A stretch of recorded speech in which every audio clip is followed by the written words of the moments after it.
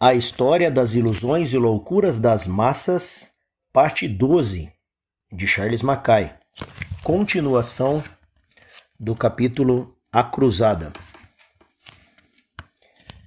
Pedro obteve tanto crédito por suas visões que o hábito de sonhar tornou-se contagioso.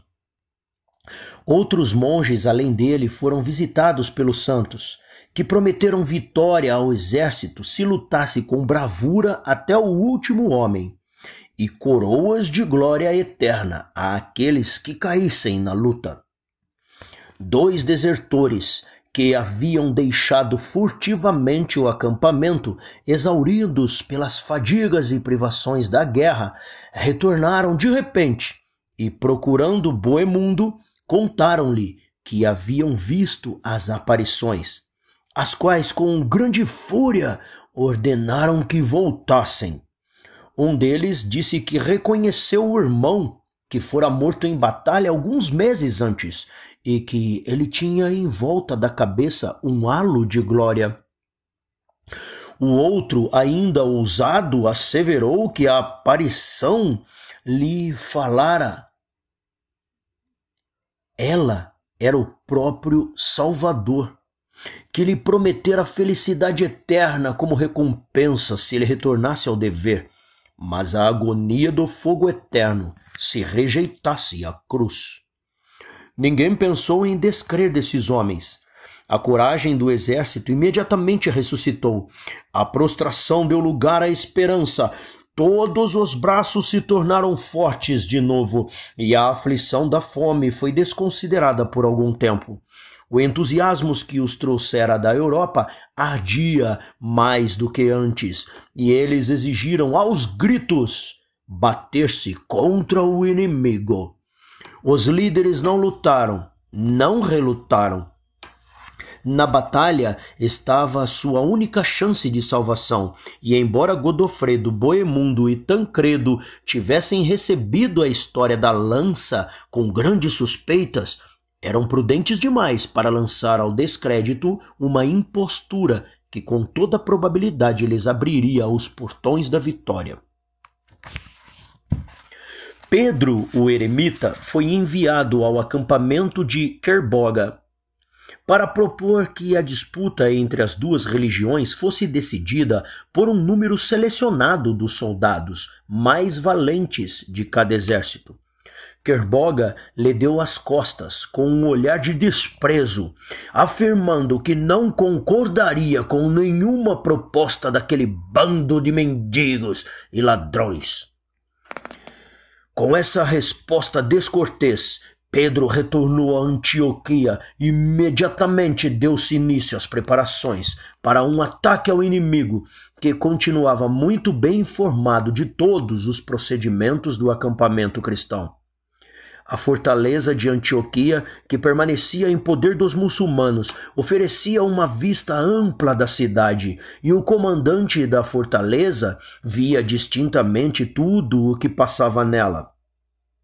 Na manhã do dia 28 de 1098, uma bandeira negra hasteada na torre mais alta anunciou ao exército que fazia o cerco que os cristãos estavam prestes a empreender uma investida. Os líderes muçulmanos conheciam as tristes incursões que a fome e a doença tinham feito sobre os números dos adversários. Sabiam que não mais de 200 cavaleiros cristãos dispunham de cavalos e que os soldados a pé estavam doentes e emaciados. Mas não conheciam a valentia quase inacreditável que a superstição infundira em seus peitos. Eles trataram a história da lança com desprezo absoluto e, certo da vitória fácil, não se deram ao trabalho de preparar-se para o ataque. Conta-se que Kerboga, jogava xadrez quando a bandeira negra na fortaleza advertiu que o inimigo se aproximava e insistiu com verdadeira frieza oriental em terminar a partida antes de dar alguma atenção ao inimigo tão desprezível. a derrota de seu posto avançado de 2.000 homens o tirou à apatia.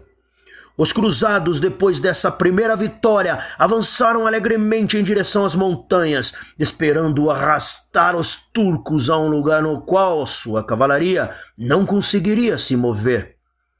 Estavam com o espírito leve e a coragem elevada quando, sob liderança do Duque da Normandia, do Conde Roberto de Flandres e de Hugo de Vermandois, avistaram o esplêndido acampamento do inimigo. Godofredo de Bouillon e o bispo de Puy vieram imediatamente depois desses líderes, recobertos de armadura completa e portando a lança sagrada à vista de todo o exército. Bohemundo e Tancredo guardavam a retaguarda. Kerboga, ciente, por fim, de que o inimigo não era tão desprezível, tomou medidas rigorosas para impedir seu erro e, preparando-se para encontrar os cristãos na frente, despachou o sultão Solimão de Rum para atacá-los pela retaguarda. Para esconder esse movimento, ateou fogo às ervas e gramíneas que recobriam o chão. E Solimão, fazendo um circuito amplo com sua cavalaria, conseguiu, sob cobertura da fumaça, alcançar sua posição na retaguarda. A batalha seguia, furiosa na frente. As flechas dos turcos caíam com a densidade de granizo, e seus esquadrões bem treinados pisoteavam os cruzados como palha. Mas assim, a peleja estava em aberto, pois os cristãos, que tinham a vantagem do terreno, avançavam rapidamente sobre o inimigo quando as forças devastadoras de Solimão chegaram pela retaguarda. Godofredo e Tancredo correram em socorro de Bohemundo, enchendo as fileiras turcas de consternação com a sua impetuosidade feroz. O bispo de Puy foi deixado quase sozinho com os provençais para lutar com as legiões comandadas por Kerboga em pessoa. Mas a presença da lança sagrada transforma em herói o mais incapaz dos soldados em suas fileiras. No entanto, os números do inimigo pareciam intermináveis. Atacados por todos os lados, os cristãos começaram, por fim, a fugir. E os turcos garantiram a vitória. Nesse momento, surgiu um grito das hostes cristãs de que os santos estavam lutando ao lado deles. O campo de batalha se encontrava claro em virtude da fumaça das ervas queimadas, que pairavam em nuvens brancas de forma fantásticas nos precipícios de montanha distantes. Algum zelote criativo, vendo a imagem fosca na poeira do campo de batalha, gritou aos companheiros que contemplassem o exército dos santos, vestidos de branco sobre cavalos brancos, que emanavam nos montes para salvá-los. Todos os olhos se voltaram de imediato para a fumaça distante. A fé estava em todos os corações. E o antigo grito da batalha, Deus vult! Deus vult! Ressoou pelo caminho à medida que cada soldado, acreditando que Deus estava visivelmente enviando seus exércitos em seu auxílio, lutava com energia quase nunca vista. O pânico se apoderou das hostes persas e turcas, que corriam em todas as direções. Kerboga tentou reanimá-los. Em vão. O medo é mais contagioso que o entusiasmo. E eles correram para as montanhas, servos perseguidos por cães de caça. Diante da inutilidade de esforços ulteriores, os dois líderes fugiram com os demais. Aquele imenso exército se dissipou pela Palestina, deixando quase 70.000 mortos no campo de batalha. O magnífico acampamento turco caiu nas mãos do inimigo. Com seu rico estoque de grãos e seus rebanhos de ovelhas e bois, joias, ouros, luxuosas peças de veludo foram distribuídos com fartura pelo exército. Tancredo perseguiu os fugitivos pelos montes e colheu tantos espólios quanto aqueles que permaneceram no acampamento. O caminho, quando o inimigo fugiu, ficou coberto de bens valiosos. Os cavalos árabes das melhores raças se tornaram tão abundantes que todo cavaleiro cristão recebeu um corcel. Os cruzados reconheceram ter perdido nessa batalha quase 10.000 homens. O retorno deles a Antioquia foi de verdadeira alegria. A fortaleza foi entregue imediatamente e muitos da guarnição turca abraçaram a fé cristã, enquanto o resto partiu. Uma solene ação de graças, da qual todo o exército participou, foi oferecida pelo bispo de Puy, e a lança sagrada foi visitada por todos os soldados. O entusiasmo durou alguns dias e o exército exigiu clamorosamente ser enviado a Jerusalém, a grande meta de todos os desejos, mas nenhum dos líderes ansiava se mexer. Os mais prudentes dentre eles, como Godofredo e Tancredo, por motivos de conveniência. Os mais ambiciosos, como o conde de Toulouse e Bohemundo, por motivos de interesse próprio. Dissensões surgiram mais uma vez entre os senhores. Raimundo de Toulouse, que fora deixado em Antioquia para proteger a cidade, exigiu a rendição da fortaleza assim que viu que não havia perigo de nenhum ataque da parte dos persas. E os outros senhores encontraram, ao retornar, o estandarte dele tremulando sobre os muros. Bohemundo, que estipulara a primazia de Antioquia como sua recompensa pela conquista da cidade, ofendeu-se muito com aquilo. Godofredo e Tarciso apoiaram a sua reivindicação e depois de muitas quarelas, a bandeira de Raimundo foi tirada da torre e a de Bohemundo, que assumiu a partir daquele momento o título de príncipe da Antioquia, foi erigida no lugar. Raimundo, porém, insistiu em reter a posse de uma das muralhas da cidade e das torres adjacentes, as quais manteve por vários meses, para grande incômodo de Bohemundo e escândalo do exército. O conde se tornou, em consequência disso, extremamente impopular, embora sua ambição não fosse nem um pouco menos razoável de que a do próprio Bohemundo, nem que a de Balduíno, que estabelecera seus alojamentos em Edessa, onde exercia as funções de um soberano menor. O destino de Pedro Bartolomeu merece ser registrado. Ele fora coberto de respeito e honra depois do caso da lança e, em consequência, sentiu-se obrigado a continuar a ter os sonhos que tinham-no tornado um personagem de tanta importância. A infelicidade é que, como muitos outros mentirosos, ele tinha péssima memória e conseguia fazer com que os seus sonhos se contradissessem de modo mais palpável. Certa noite, São João lhe aparecia e contava uma história. E uma semana depois, São Paulo contava uma história totalmente diferente. E oferecia esperanças de todos incompatíveis com as de seu irmão apostólico. Como a credulidade da época era voraz, as visões de Pedro devem ter sido de fato absurdas e ultrajantes, para que os mesmos homens que haviam acreditado na lança e se recusassem a engolir qualquer outro prodígio dele.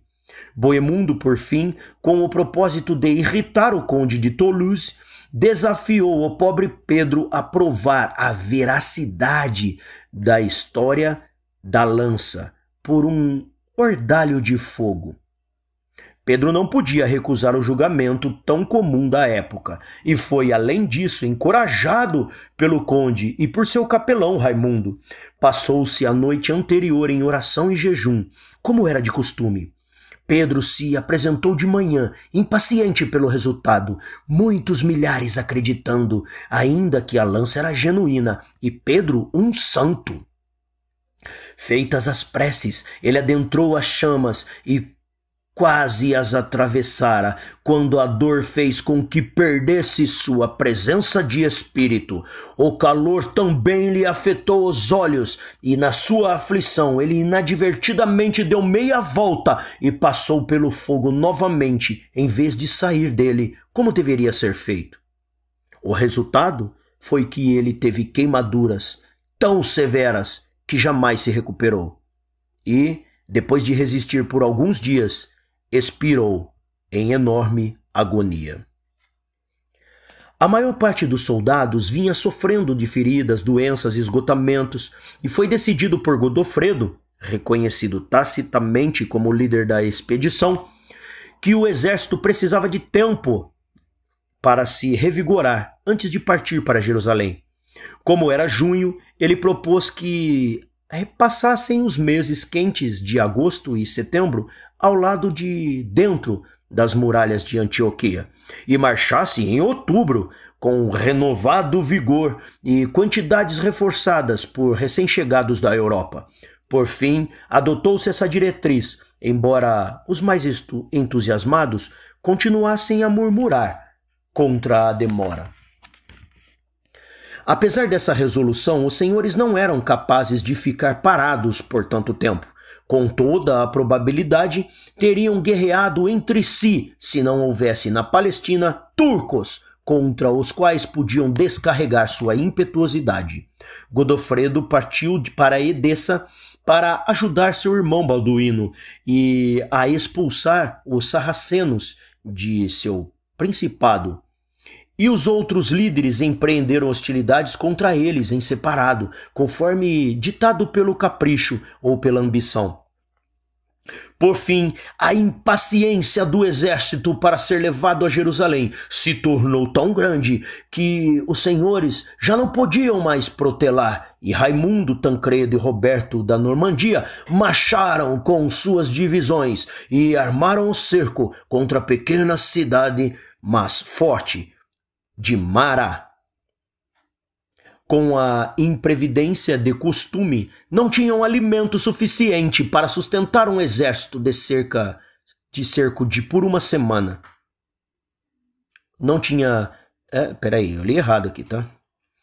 Com a imprevidência de costume, não tinha alimento suficiente para sustentar um exército de cerco por uma semana. Assim sofreram grandes privações, até que Boemundo veio em seu auxílio e tomou a cidade como uma tempestade. Novos conflitos em relação à captura dessa cidade, acalmados com o máximo de dificuldade pelos outros senhores, surgiram entre os príncipes de Antioquia e o conde de Toulouse. Godofredo então incendiou seu acampamento em Arques e seguiu adiante. Juntaram-se a ele de imediato centenas de provençais do conde de Toulouse, o qual, observando o rumo que os eventos tinham tomado, correu do seu encalço, e toda a hoste prosseguiu rumo à Terra Santa, tão cobiçada em meio a tristeza, sofrimento e perigo. Em Emaús, eles foram recebidos por uma delegação de cristãos de Belém, que implorava por auxílio imediato contra a opressão dos infiéis. O nome mesmo de Belém, o local de nascimento do Salvador, foi música aos ouvidos deles, e muitos choraram de alegrias de pensar que se aproximavam de um local tão sagrado. Os corações foram tão profundamente tocados que o sono se esvaiu do acampamento, e em vez de esperar até a aurora para recomeçar a marcha, eles partiram pouco depois da meia-noite, cheio de esperanças e entusiasmo.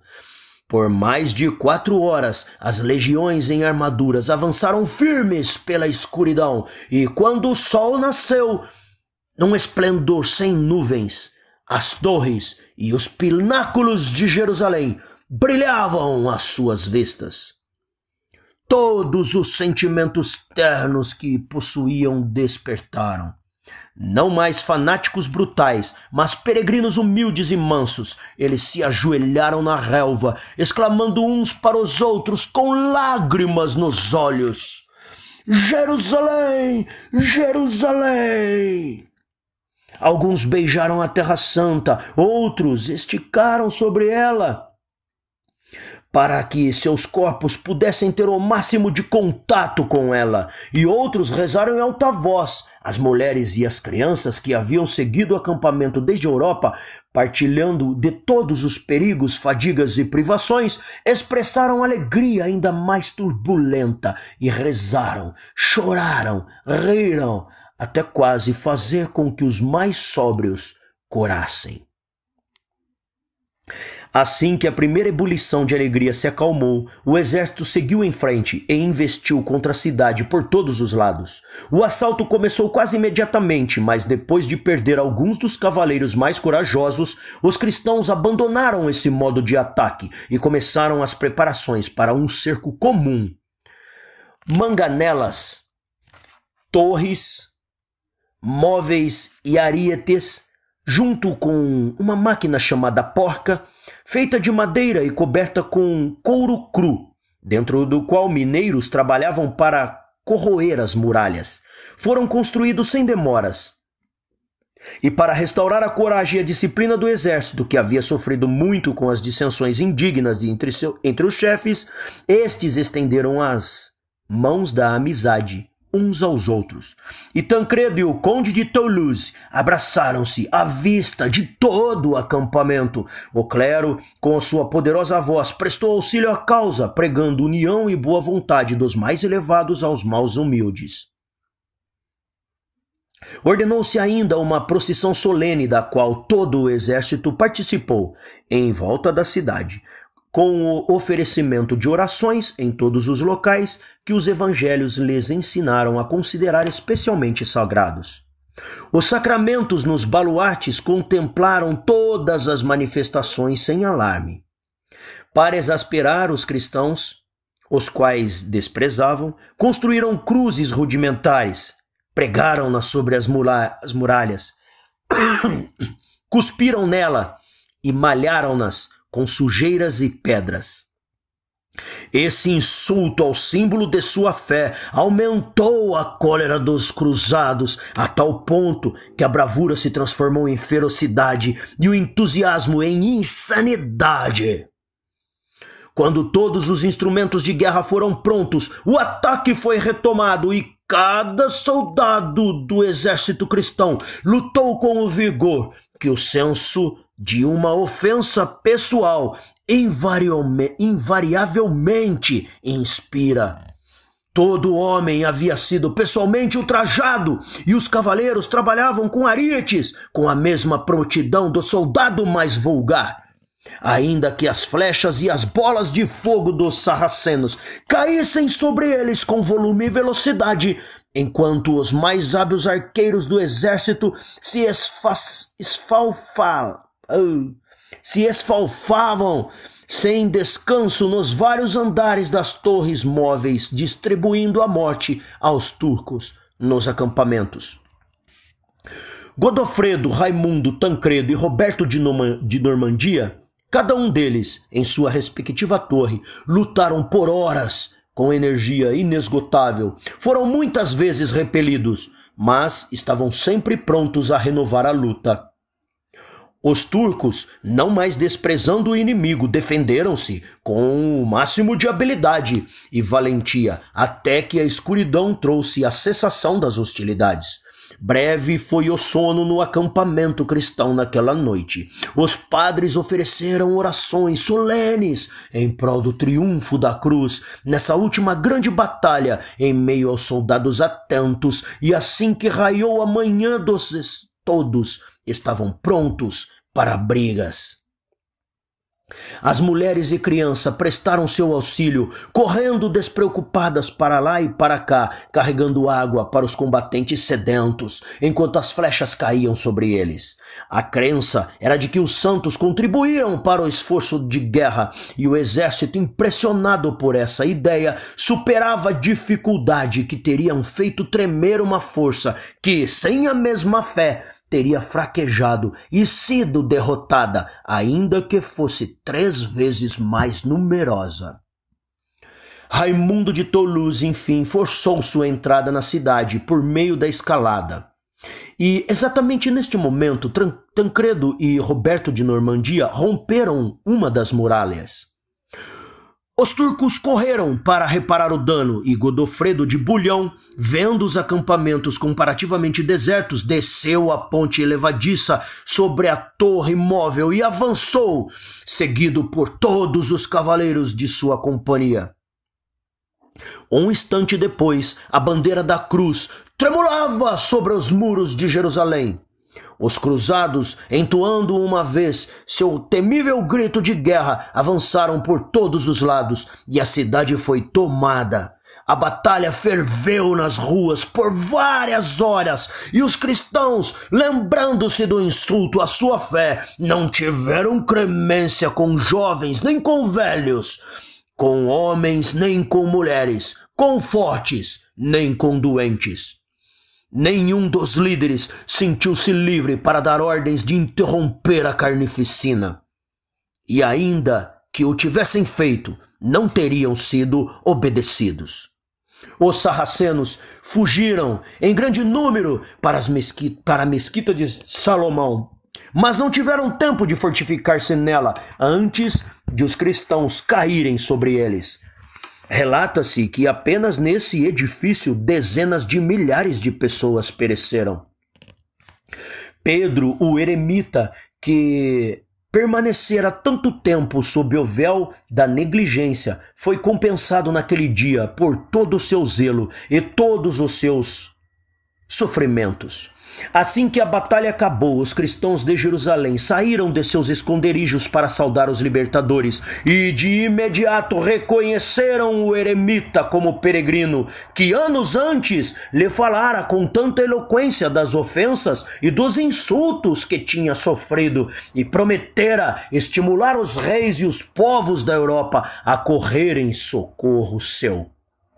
Eles se agarraram à barreira de suas vestes no fervor da gratidão, prometendo lembrar-se dele em suas preces para sempre.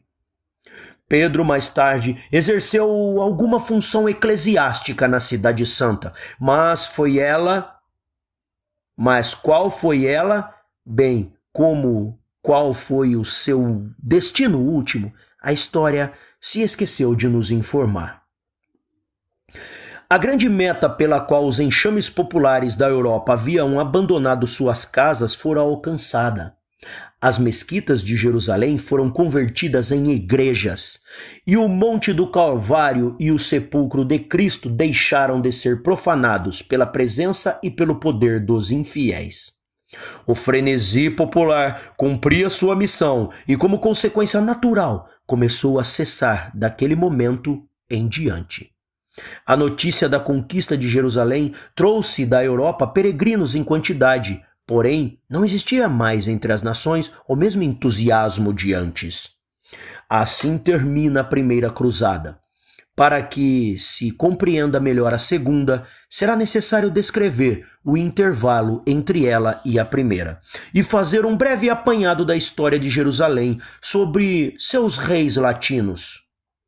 As guerras longas e as infrutíferas que continuaram a travar com os invencíveis sarracenos, e os resultados medíocres e miseráveis, advindos de tão amplo dispêndio de zelo e de tão deplorável desperdício de vidas humanas. A necessidade de ter algum senhor conhecido logo se fez sentir pelos cruzados, e Godofredo de Bulhão, menos ambicioso que Bohemundo e Raimundo de Toulouse, consentiu com frieza em empunhar o cetro que estes teriam agarrado com avidez.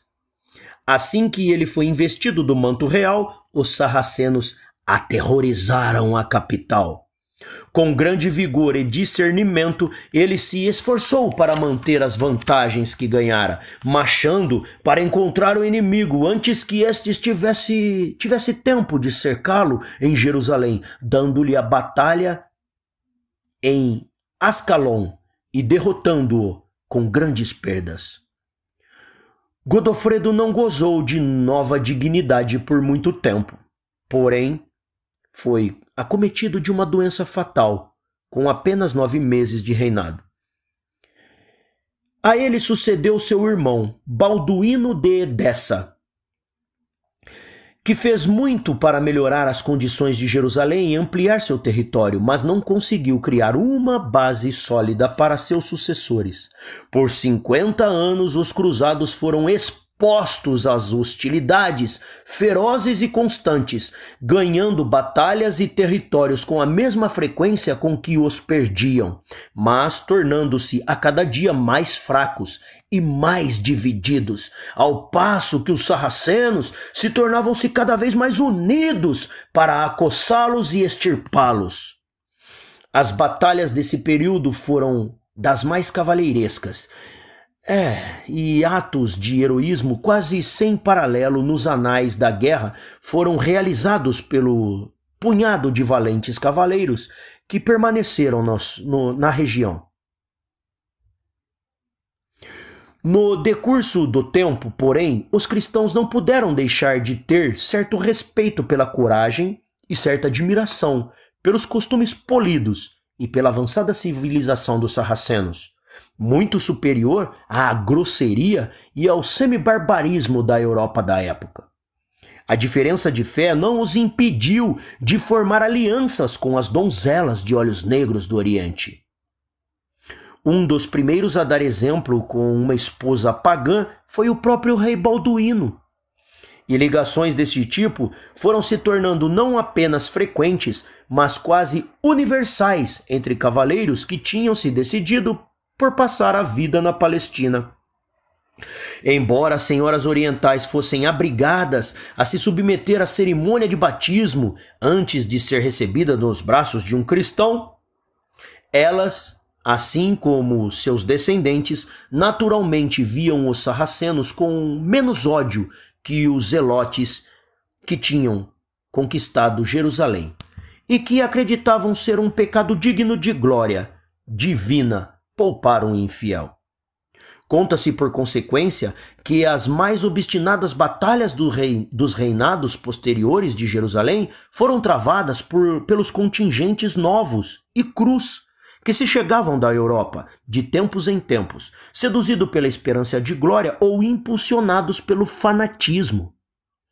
Eles quebravam sem escrúpulos as tréguas estabelecidas entre os conquistadores originais e os sarracenos, trazendo severas retaliações a muitos milhares de seus irmãos de fé que tinham mais prudência do que zelo e cujo principal desejo era viver em paz. As coisas continuaram nesse estado insatisfatório até o fim do ano de 1145, quando Edessa, a forte cidade fronteiriça do reino cristão, caiu nas mãos dos sarracenos. Estes eram comandados por Zeng, um monarca poderoso e empreendedor, sucedido por seu filho Noradine, igualmente poderoso e empreendedor. O conde de Edessa fez uma tentativa mal-sucedida de reconquistar a fortaleza, mas Noradine, com um grande exército, veio em socorro dela e, depois de derrotar o conde com um grande massacre, marchou sobre Edessa e fez com que suas fortificações fossem demolidas para que a cidade nunca mais se tornasse bastião de defesa do reino de Jerusalém. A estrada para a capital estava aberta e a consternação se apossou dos corações dos cristãos. Sabia-se que Noradine esperava apenas uma oportunidade favorável para avançar sobre Jerusalém, e os exércitos da cruz, enfraquecidos e divididos, não estavam em condições de oferecer nenhuma resistência. Cheios de tristeza e preocupação, o clero escreveu repetidas cartas ao Papa e aos soberanos da Europa, advertindo sobre a conveniência de uma nova cruzada para o alívio de Jerusalém. Mas, como os padres da Palestina eram, em sua maioria, nativos da França, naturalmente eles olharam primeiro para o próprio país. As solicitações que enviaram a Luís VII eram urgentes e repetidas com frequências. E os cavaleiros da França começaram a falar uma vez mais de armar-se em defesa do local do nascimento de Jesus. Os reis da Europa, que não tinham tido nenhum interesse em tomar parte da primeira cruzada, começaram a se preparar para essa, e apareceu um homem tão eloquente quanto Pedro o Eremita, para estimular o povo como ele fizera. O fato é, porém, que o entusiasmo pela segunda cruzada não se igualou ao da primeira. A mania chegara ao clímax no tempo de Pedro o Eremita e decaiu com regularidade a partir daí. A terceira cruzada menos ampla que a segunda e a quarta menos que a terceira e assim por diante, até que o entusiasmo do público se extinguiu e Jerusalém retornou por fim ao domínio dos seus antigos senhores, sem distúrbios da cristandade. Várias razões foram oferecidas para isso, e uma das mais satisfatórias foi a de M. Guizot, na sua 8ª palestra sobre civilização europeia. Uma grande mudança havia ocorrido nas ideias, nos sentimentos, nas condições sociais. Os mesmos desejos, as mesmas necessidades não eram sentidos. Já não se acreditava mais nas mesmas coisas.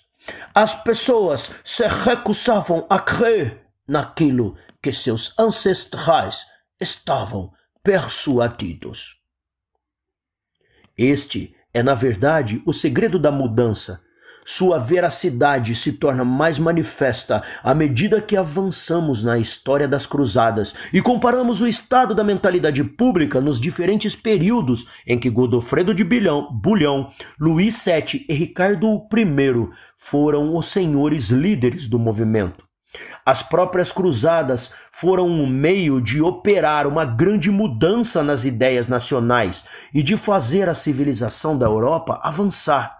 Na época de Godofredo, os nobres eram poderosíssimos e muito opressivos, igualmente detestáveis para os reis e para o povo. Durante a ausência deles, combinada a daquela parcela da população mais profundamente mergulhada na ignorância e na superstição, tanto os reis quanto o povo se fortificaram com a renovação da tirania aristocrática, tornando-se civilizados na mesma proporção em que se tornaram livres. Foi nesse período, na França, o grande centro das loucuras das cruzadas, que as comunas começaram a adquirir força e o monarca passou a possuir poder tangível e não simples autoridade teórica. A ordem e o conforto começaram a criar raízes e, em consequência, quando se pregou a segunda cruzada, os homens se mostraram muito menos dispostos a abandonar a própria casa do que durante a primeira. Os peregrinos que haviam retornado da Terra Santa vieram com a mente mais liberal e ampla do que quando partiram. Eles tinham entrado em contato com um povo mais civilizado do que eles mesmos e visto algo mais do mundo e perdido alguma porção, ainda que pequena, do preconceito e do fanatismo da ignorância. A instituição da cavalaria também exerceu a sua influência humanizante, atravessando o coração da ordem aristocrática. Os trovadores, cantando de amor em guerra, em cores agradáveis a todas as classes da sociedade, ajudaram a arrancar pela raiz as lúgubres superstições que na primeira cruzada enchiam as mentes de todos aqueles que eram capazes de pensar. Os homens, em consequência, saíram do jugo exclusivo do clero e perderam muito da credulidade que antes os distinguia. Tal era o estado mental da Europa quando o Papa Eugênio, comovido pelas reiteradas súplicas dos cristãos, da Palestina, encarregou São Bernardo de pregar uma nova cruzada. São Bernardo era supremamente qualificado para a missão.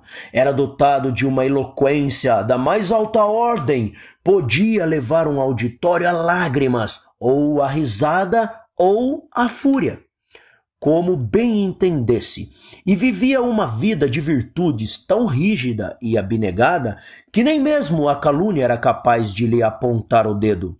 Após ter renunciado aos mais elevados prospectos na igreja, ele se contentou com a simples abadia de Claraval, de modo a ter o tempo livre que desejava para levantar sua poderosa voz contra os abusos onde quer que os encontrasse. O vício tinha nele um repreensor austero e inflexível. Homem algum era demasiado elevado para sua censura, nem demasiado baixo para sua solidariedade. São Bernardo era tão perfeitamente adequado para sua época quanto Pedro o Eremita fora para a precedente. Ele apelava mais à razão, seu predecessor mais às paixões. Pedro reuniu uma turba, ao passo que São Bernardo reuniu um exército. Ambos eram dotados de igual zelo e perseverança, provenientes do impulso em comum, e no outro, da convicção e do desejo de aumentar a influência da igreja, o grande corpo do qual ele era pilar e ornamento. Um dos primeiros convertidos que São Bernardo fez era um exército em si mesmo. Luís VII era tanto supersticioso quanto tirânico, e em um acesso de remorso pelo massacre que autorizara no saque de Vitry, fizera o voto de empreender uma jornada à Terra Santa. Era essa a disposição dele quando São Bernardo começou a pregar, e não precisou de muita persuasão para embarcar na causa. Seu exemplo teve grande influência sobre os nobres, que, empobrecidos como muitos estavam pelos sacrifícios que seus pais tinham feito nas guerras santas, ansiavam por reparar suas fortunas arruinadas com conquistas em terras estrangeiras. Eles partiram com tantos vassalos quantos eram capazes de comandar, e em muito pouco tempo formou-se um exército que chegava a 200.000 homens. O monarca recebeu a cruz das mãos de São Bernardo em sua plataforma elevada, à vista de todos. Vários nobres, 3 bispos e a rainha estavam presentes à cerimônia e alistaram-se sob a bandeira da cruz, com São Bernardo cortando pedaços de suas vestimentas sacerdotais vermelhas, para que com eles fossem bordadas cruzes nos ombros das pessoas. Leu-se à multidão uma exortação do Papa, garantindo remissão dos pecados a todos que participaram das cruzadas, orientando que nenhum homem daquela jornada santa deveria se incumbir de bagagens pesadas e supérfluas, e que os nobres não deveriam viajar com cachorros nem falcões, que os desviavam da estrada, como acontecera com tantos na primeira cruzada. O comando do exército foi oferecido a São Bernardo, mas ele teve a prudência de recusar, uma posição para a qual seus hábitos o haviam tornado desqualificado. Após consagrar Luís, com grande solenidade, como chefe da expedição, ele continuou seu curso pelo país, impulsionando o povo aonde quer que fosse. Depois seguiu para a Alemanha, onde sua pregação alcançou sucesso similar. O renome de sua santidade o precedia, e ele encontrava em toda parte audiências cheias de admiração. Milhares de pessoas que não eram capazes de entender uma única palavra do que São Bernardo dizia amontoavam-se em volta dele, para ter vislumbre de homem tão santo. E os cavaleiros alistaram-se em grandes números na causa da cruz, cada um deles recebendo das mãos do santo o símbolo da causa.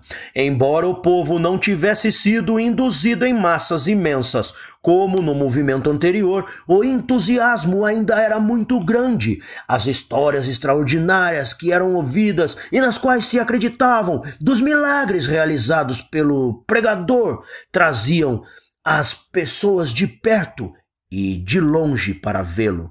Dizia-se que demônios desapareciam ao avistá-lo, e as doenças das mais malignas naturezas eram curadas pelo seu toque.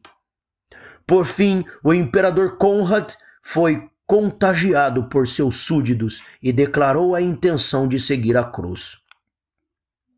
Sob suas ordens, as preparações para a guerra decorreram com vigor, de modo que, em menos de 3 meses, eles se achavam liderados de um exército contendo pelo menos 150 mil homens na ativa, além de um grande número de mulheres que seguiram os maridos e os amantes à guerra. Conrad ficou pronto para partir muito antes do monarca francês. E em junho de 1147, chegou às portas de Constantinopla após passar pela Hungria e pela Bulgária, sem ofender os habitantes, desta vez. Manuel Comneno, o imperador bizantino, herdeiro não apenas do trono, mas da política de Aleixo, viu com alarme as novas levas que chegavam para devorar sua capital e ameaçar-lhe a tranquilidade. Houve conflitos desde o início. Seus súditos, orgulhosos de sua civilização superior, chamavam os alemães de bárbaros, ao passo que estes, que eram pelo menos honestos e diretos, ainda que semi-bárbaros, reagiam aos gregos, chamando-os de velhacos de 2 caras e traidores. Surgiram disputas contínuas entre eles, e Conrad, que até aquele momento conseguira preservar tão bem a ordem entre seus seguidores, foi incapaz de conter a indignação deles quando chegaram a Constantinopla. Por uma ou por outra ofensa que os gregos lhes tinham feito, mas que é antes sugerida que declarada com todas as letras pelos parcos historiadores da época, os alemães invadiram o magnífico Jardim dos Prazeres do imperador, que tinha uma valiosa coleção de animais domados, para os quais se haviam estabelecido habitações em florestas, cavernas, bosques e córregos, de modo que pudessem manter em cativeiro os mesmos hábitos que tinham na natureza. Os furiosos alemães, fazendo jus à acusação de bárbaros que lhes haviam sido lançada, devastaram esse agradável retiro, matando ou soltando os valiosos animais. Manuel, que ao que parece se conta, contemplou a devastação da janela do palácio sem poder nem coragem para impedi-la, ficou completamente desgostoso com os visitantes e decidiu, com seu predecessor, livrar-se deles na primeira oportunidade. Ele mandou uma respeitosa mensagem a Conrad, solicitando uma audiência, mas o alemão desconfiado recusou-se a adentrar nos muros de Constantinopla. O imperador bizantino, da sua parte, achou incompatível tanto com sua dignidade quanto com sua segurança ir até o alemão, e vários dias se consumiram em negociações insinceras. Manuel, por fim, concordou em fornecer ao exército cruzado guias para conduzi-los pela Ásia Menor, e Conrad atravessou o Dardanelos com suas forças. Os historiadores são quase unânimes na crença de que o astuto grego instruiu os guias a levar o exército do imperador alemão a perigos e dificuldades. É certo que, em vez de guiá-lo a distritos que ofereciam água e provisões, eles os conduziram a ermos da Capadócia, onde não haviam nenhuma nem outras, e onde foi repentinamente atacado pelos turcos, que tinham números imensos. Os guias cujas deslealdades tornaram-se manifestas só por este fato surgiram ao primeiro sinal do exército turco, e os cristãos foram abandonados para travar uma guerra injusta com o inimigo, enredados e desnorteados nos ermos desertos. Labutando em suas pesadas armaduras, os alemães não conseguiram resistir com eficácia à ágil cavalaria turca, que estava sobre eles em um instante e fora vista no instante seguinte. Ora à frente, ora na retaguarda, o rápido adversário despejava suas flechas, pântanos e buracos, dos quais só conseguiam sair depois de longos esforços e grandes perdas. Confusos por esse procedimento de guerra, os alemães perderam a noção da direção que seguiam e foram para trás, em vez de ir para frente, sofrendo ao mesmo tempo com tanta falta de provisões, tornaram-se presa fáceis de seus seguidores. O conde de Bernhard, um dos mais valentes líderes da expedição alemã, foi cercado com toda a sua divisão, da qual nem sequer um homem escapou das flechas turcas. O próprio imperador, seriamente ferido por 2 vezes, quase foi vitimado. Tão perseverante era o inimigo e tão incapazes os alemães de, ao menos, mostrar resistência, que, quando finalmente alcançou a cidade de Nice, Conrad constatou que, em vez de estar à frente de uma imponente força de 100.000 homens a pé e 70.000 a cavalo, não tinha mais que 50.000 ou 60.000 homens, na mais esgotada e exausta das condições. Totalmente ignorante da traição do imperador, embora tivesse sido advertido sobre tomar cuidado, Luís VII prosseguiu para Constantinopla, à frente de seu exército através da Worms e Ratisbona. Nessa última foi recebido por uma delegação de Manuel, que trazia cartas tão cheias de hipérboles e lisonjas, que se reporta que Luís corou quando para ele foram lidas. A meta da delegação era obter do rei francês a promessa de passar pelos territórios bizantinos de modo pacífico e tranquilo, e de ceder ao imperador qualquer conquista que viesse a fazer na Ásia Menor. Assentiu-se imediatamente a primeira parte da proposição, mas a segunda e menos razoável foi ignorada.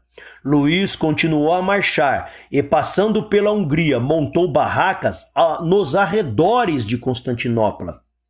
Na sua chegada, Manuel enviou-lhe um amigável convite para adentrar a cidade, liderando um pequeno grupo.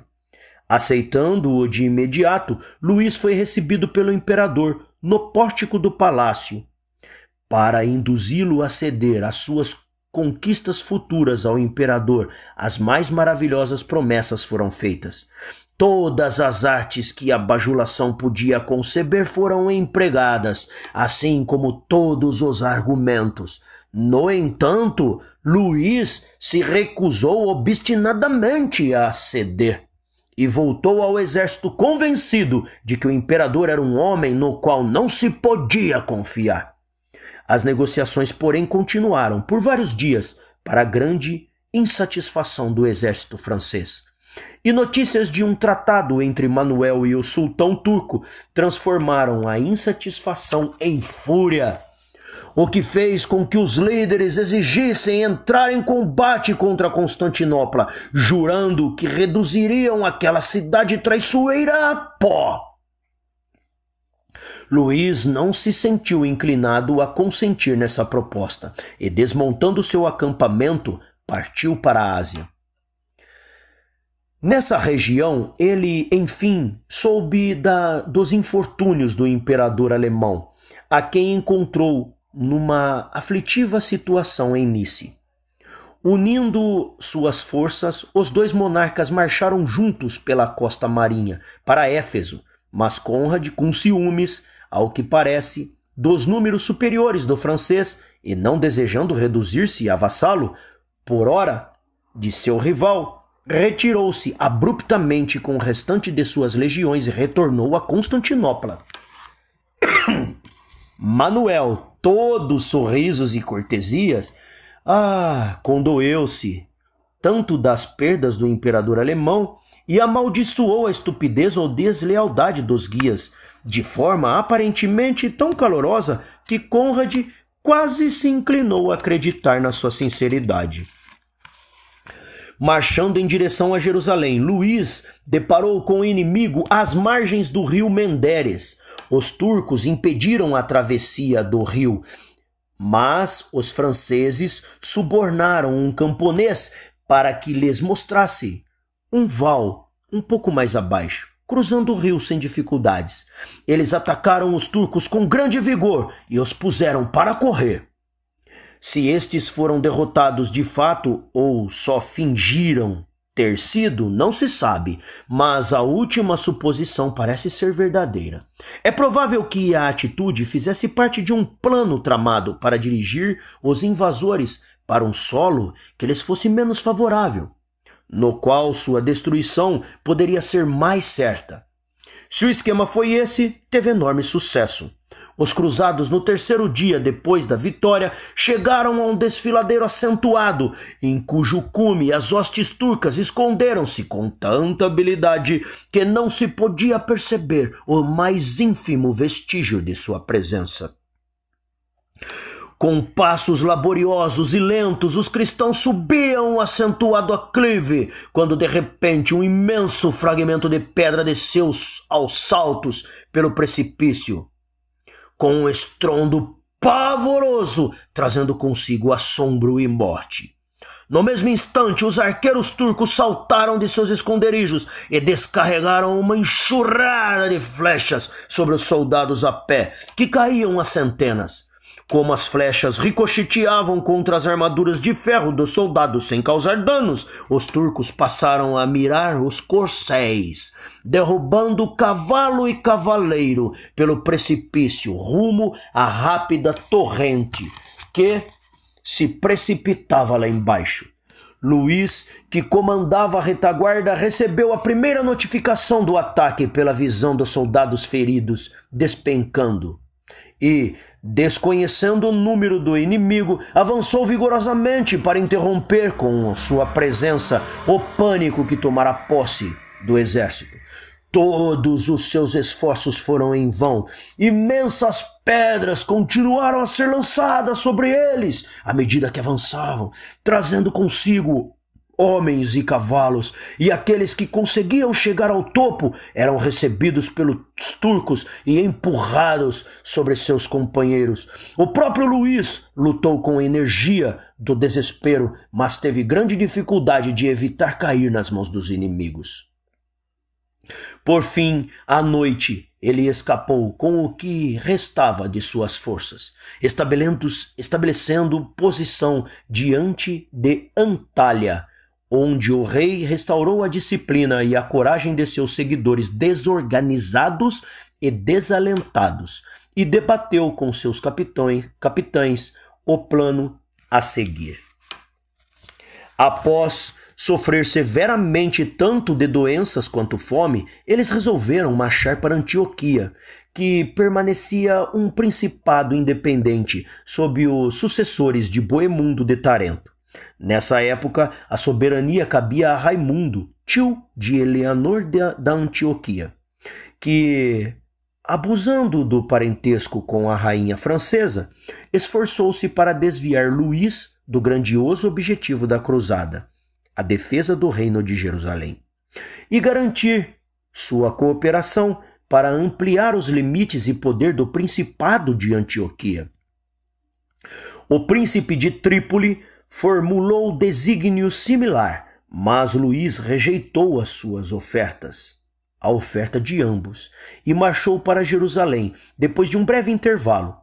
O imperador Conrad já esperava por ele lá, depois de ter deixado Constantinopla com a promessa de assistência que jamais chegou de Manuel Comnenus. A seguir, convocou-se um grande concílio de príncipes da Palestina e líderes da cruzada para discutir as futuras operações de guerra. Ficou determinado que contribuiria mais para a causa da cruz que se os exércitos unidos, em vez de prosseguir para Edessa, cercarem a cidade de Damasco e tirassem os sarracenos daquela posição fortificada. Era um plano audacioso que se tivesse sido levado adiante com audácia, teria garantido com toda a probabilidade o sucesso da guerra. Mas os líderes cristãos nunca aprenderam com as experiências a necessidade da união, a alma dos grandes empreendimentos. Embora todos tenham concordado com a política a adotar, cada um tinha uma concepção própria dos meios de executá-la. Os príncipes de Antioquia e Trípoli tinham ciúmes um do outro e do rei de Jerusalém. O imperador Conrad tinha ciúme do rei da França. O rei da França estava enfastiado de todos eles. Mas ele viera para a Palestina em consequência de um juramento solene. Sua religiosidade, ainda que possa ser chamada de fanática, era sincera. Ele estava determinado a persistir até o último momento em que restasse alguma chance de fazer algum bem à causa que dera em seu coração. Deu-se início, pois, ao cerco de Damasco, que ocorreu com tanta habilidade e vigor que os cristãos ganharam uma vantagem considerável desde o princípio. Por semanas, o cerco foi sustentado até que as fortificações estilhaçadas e a resistência descrente dos cercados lhes deram evidência de que a cidade não poderia aguentar muito mais tempo. Nesse momento, o ciúme insano dos líderes levou a dissensões que logo causaram o fracasso último, não só do cerco, mas da cruzada. Um livro de culinária moderno, ao dar uma receita para cozinhar uma lebre, diz: primeiro capture a lebre, depois a mate. É uma máxima de sabedoria indisputável. Os senhores cristãos não tiveram essa sagacidade naquela ocasião, pois travaram entre si uma disputa violenta pela posse de uma cidade que ainda não havia sido conquistada. Já existindo um príncipe de Antioquia e um príncipe de Trípoli, 20 requerentes se apresentaram ao principado de Damasco e um grande conselho de líderes foi convocado para determinar sobre qual indivíduo a honra deveria cair. Muitos dias valiosos foram gastos nessa discussão, com o inimigo, enquanto isso, ganhando força com a inatividade deles. Decidiu-se, por fim, depois de uma tempestuosa deliberação, que o conde Roberto de Flandres, que visitara a Terra Santa 2 vezes, deveria receber a dignidade. Os outros requerentes se recusavam a reconhecê-lo e a cooperar com o cerco, até que se chegassem a um acordo mais justo. O acampamento se encheu de suspeitas, os rumores mais sinistros de intrigas e traições circulavam livremente, e os candidatos descontentes retiraram-se, por fim, para o outro lado da cidade e deram início a operações próprias, sem nenhuma probabilidade de sucesso. A eles logo se juntou o resto do exército. A consequência foi que o lado mais fraco da cidade, que era também aquele no qual o trabalho de demolição estava mais avançado, foi deixado sem proteção. Apressando-se a lucrar com este erro, o inimigo recebeu um abundante suprimento de provisões e refortificou os muros antes que os cruzados voltassem a si. Quando este desejável evento aconteceu, era tarde demais. os poderosos governantes de Mossul estavam por perto, à frente de um grande exército, avançando em marchas forçadas para liberar a cidade. O cerco foi abandonado abruptamente e os tolos cruzados retornaram a Jerusalém, sem ter feito nada para enfraquecer o inimigo, mas tudo para enfraquecer a si mesmos. O frescor do entusiasmo desaparecera completamente. O mais relés dos soldados estava enfastiado. Conrad, de cujos veloz zelo inicial tanto se poderia esperar, sentia-se esgotado pelos reveses e retornou à Europa com os parcos remanescentes de seu grupo. Luís persistiu mais um pouco, por simples vergonha, mas chamados urgentes da casa induziram a retornar para a França. Assim terminou a Segunda Cruzada. Suas histórias não passam de crônicas de derrotas. Quando acabou, o reino de Jerusalém estava em pior estado do que quando ele partiu da Europa. E o resultado não foi nada além de desgraça para seus líderes e desencorajamento para todos os envolvidos.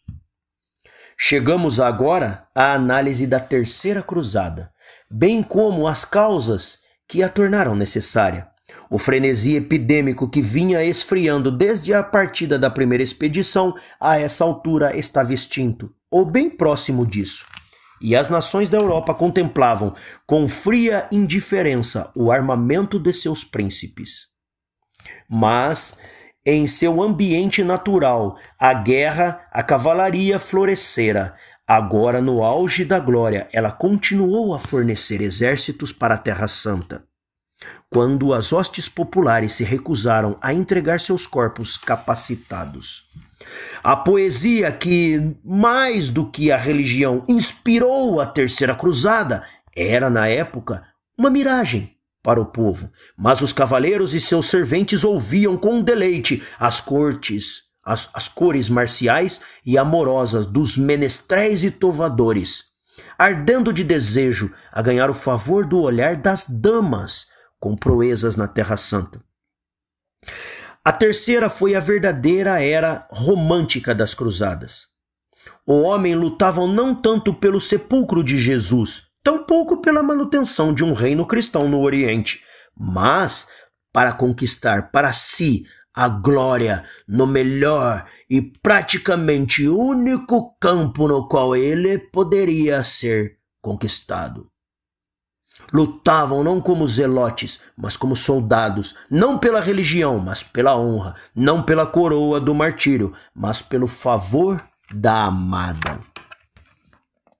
Não é necessário entrar em detalhes sobre os eventos que levaram à soberania de Saladino no Oriente, nem como, depois de uma sucessão de enfrentamentos, ele plantou uma vez mais a bandeira muçulmana nos acampamentos de Jerusalém.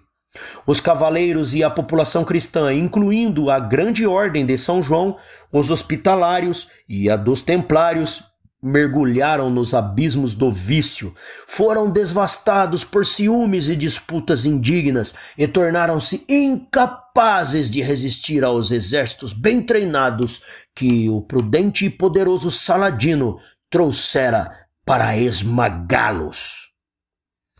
Mas a notícia de sua queda criou uma dolorosa sensação entre a cavalaria da Europa, cujos membros mais nobres estavam ligados aos habitantes da Palestina por muitos laços, tantos de sangue quanto os de amizade. A notícia da grande batalha de Tiberíades, na qual Saladino derrotou as hostes cristãs com um forte massacre terrível, chegara primeiro à Europa e foram seguidas em rápidas sucessões da captura de Jerusalém, Antioquia, Trípoli e outras cidades. O desânimo se apossou do clero. O Papa Urbano III ficou tão afetado pelas notícias que definhou de tristeza e praticamente não voltou a sorrir, até mergulhar no sono da morte. Seu sucessor, Gregório VIII, sentiu a perda com o mesmo pesar. mas com mais força para suportá-las, instruiu todo o clero da cristandade a impulsionar o povo às armas em prol da recuperação do Santo Sepulcro.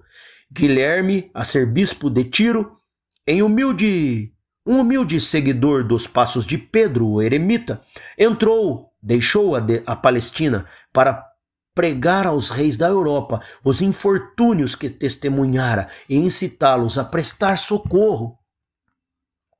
O renomado Frederico Barba Ruiva, imperador da Alemanha, rapidamente reuniu um exército e, atravessando a Síria com menos demora do que qualquer outra força cruzada anterior, derrotou os sarracenos e conquistou a cidade de Icônio. Infelizmente, ele foi podado do meio de sua carreira de sucesso pela imprudência de, estando acalorado, banhar-se no rio Salef, onde se afogou. O duque de Suábia, que assumiu o comando da expedição, mostrou-se um general não tão capaz e não obteve nada além de reveses, embora tenha conseguido criar uma base firme na Antioquia até a chegada de apoio da França. Henrique II da Inglaterra e Filipe Augusto de França, encabeçando as respectivas cavalarias, apoiaram a cruzada com toda a influência que podiam exercer, até que guerras e dissensões em casa os afastaram dela por um tempo.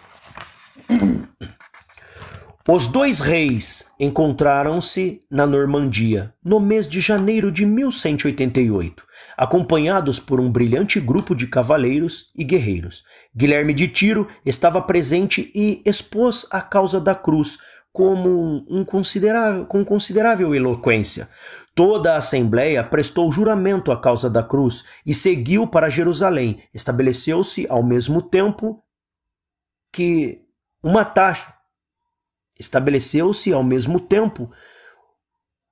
taxa chamada dízimo de Saladino, que consistia em 10% de todas as posses, seria imposta por toda a cristandade sobre todos aqueles que não quisessem ou não desejassem assumir a cruz. O senhor de qualquer feudo, leigo ou eclesiástico, foi encarregado de cobrar o dízimo dentro da própria jurisdição.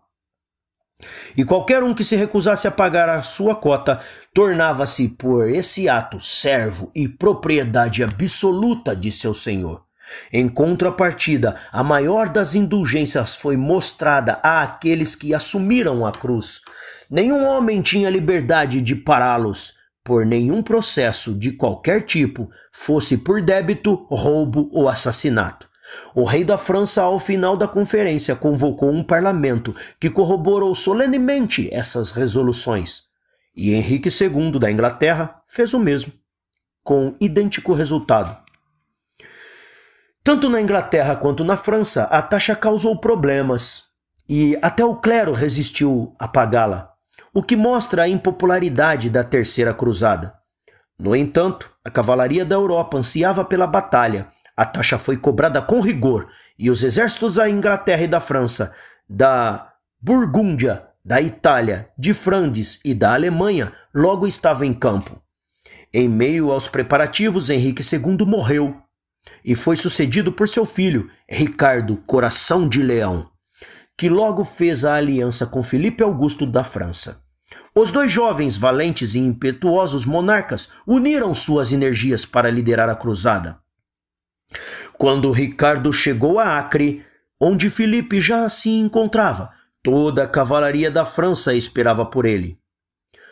Guy de Lusignan, o rei de Jerusalém, já estava reunindo os audazes cavaleiros do templo e do Hospital São João e cercado Acre, que era absolutamente defendida por Saladino, com um exército magnífico, tanto por seus números quanto por sua disciplina.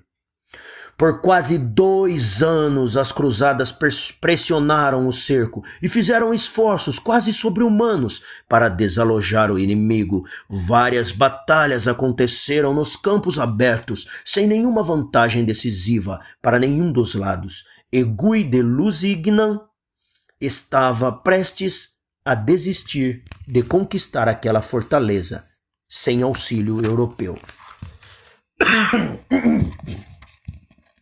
Sua alegria foi extrema com a chegada de Filipe, com toda a sua cavalaria, e ele só esperava a chegada do Coração de Leão para fazer um último ataque decisivo sobre a cidade.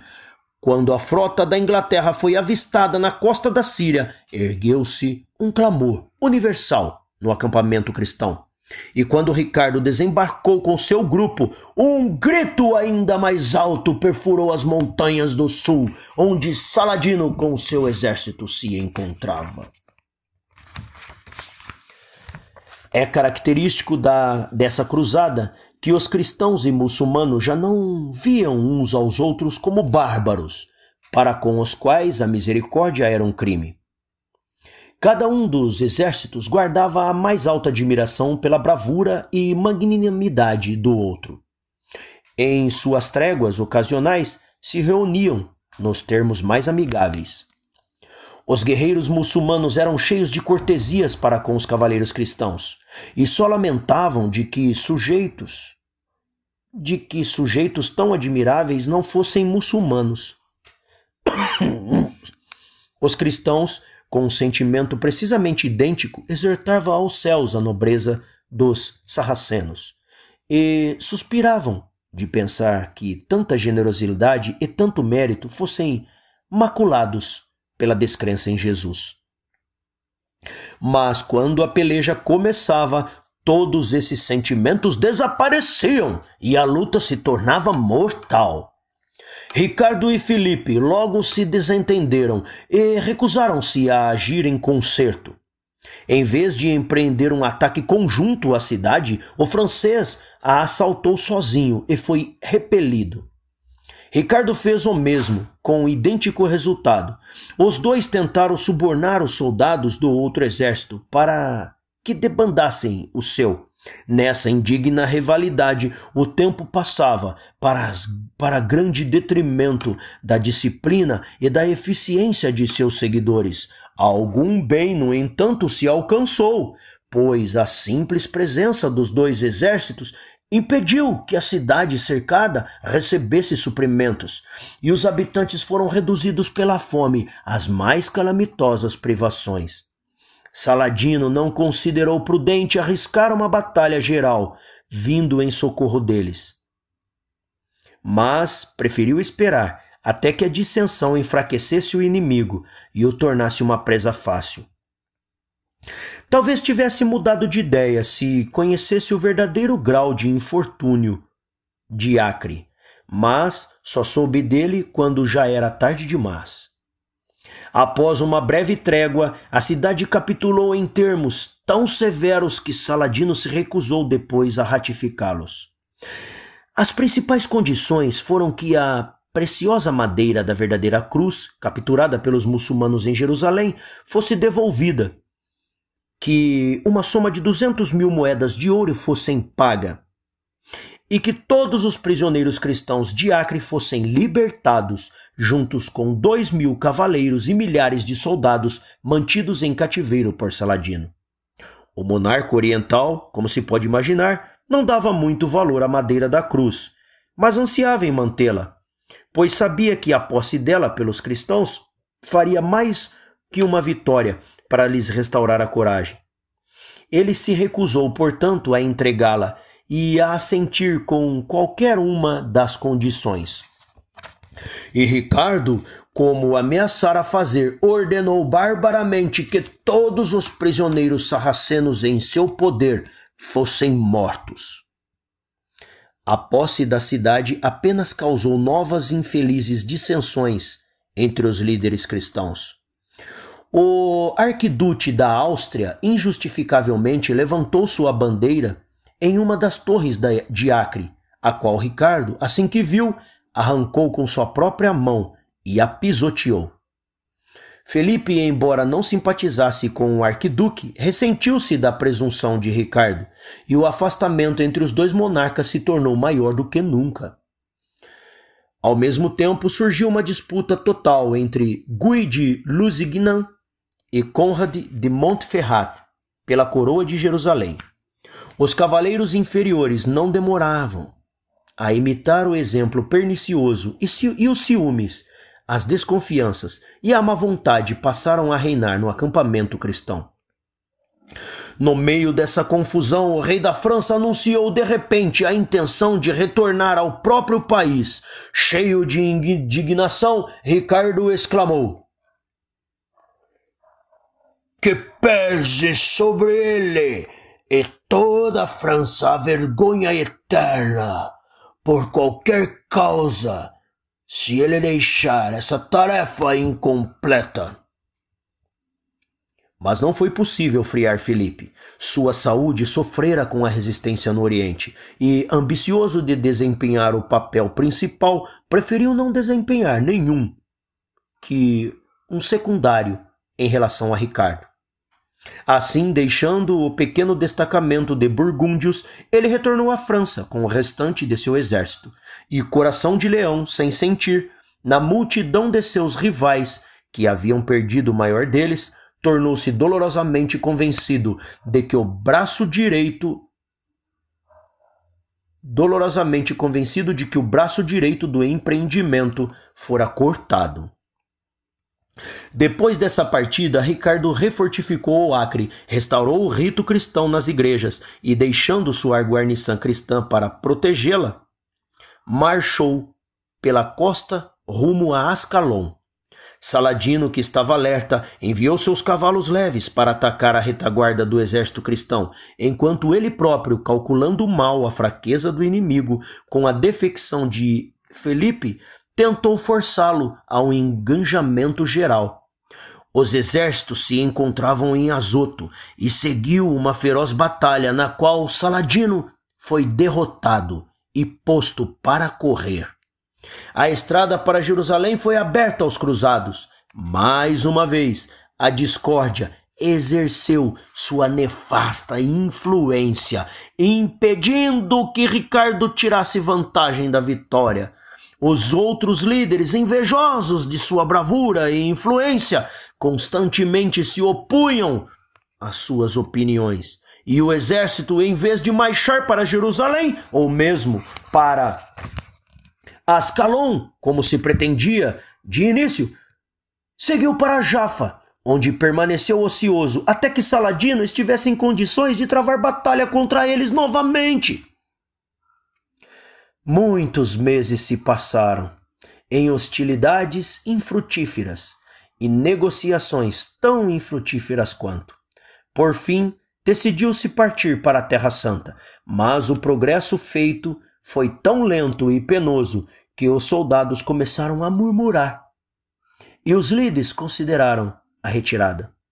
O tempo estava quente e seco e havia pouca água disponível. Saladino obstruíra todos os poços e cisternas na rota, e o exército não teve zelo suficiente para seguir adiante em meio a tanta privação. Em Belém, um conselho se reuniu para debater se era preferível retroceder ou avançar. Decidiu-se pela retirada, que começou imediatamente. Conta-se que Ricardo chegou a uma montanha de onde era possível ver as torres de Jerusalém e que o afetou tanto estar tão perto dela, mas tão incapaz de libertá-la, que ele escondeu a face sobre o seu escudo e chorou de soluçar. O exército se separou em duas divisões, a menor recorrendo a Jafa e a maior comandada por Ricardo e pelo duque da Burgúndia, retornando a Acre. Antes que o rei inglês fizesse todos os reparos para seu retorno à Europa, um mensageiro chegou a Acre com a notícia de que Jafa estava cercada por Saladino e que, se não fosse socorrida imediatamente, seria tomada. Os franceses sobre o duque da Burgúndia achavam-se tão esgotados pela guerra que se recusaram a ajudar seus irmãos em Jafa. Ricardo, chorando de vergonha com pusilanimidade deles, convocou os ingleses ao resgate, chegando bem a tempo de salvar a cidade. Só o nome dele bastou para pôr os sarracenos para correr. Tamanho era o pavor que tinham de sua palavra. Saladino tinha por ele a maior admiração, e quando Ricardo, depois da vitória, pediu paz, assentiu prontamente. Estabeleceu-se uma trégua de 3 anos e 8 meses, durante a qual os peregrinos cristãos poderiam visitar Jerusalém, sem obstáculos, nem pagar nenhuma taxa. Permitiu-se aos cruzados conservar as cidades de Tiro e Jafá, com a porção de terra entre elas. Saladino, com majestosa generosidade, convidou muitos dos cristãos a visitar Jerusalém, e vários dos líderes aproveitaram a oferta para fartar os olhos de um local que todos consideravam tão sagrado. Muitos deles foram entretidos por dias no palácio pessoal do sultão, do qual retornaram com a língua carregada de louvores ao nobre infiel. Ricardo e Saladino nunca se encontraram, mas ambos admiravam a intrepidez e a nobreza da alma do rival, e concordaram com termos bem menos onerosos do que cada um deles teria aceitado se essa admiração mútua não existisse. Continua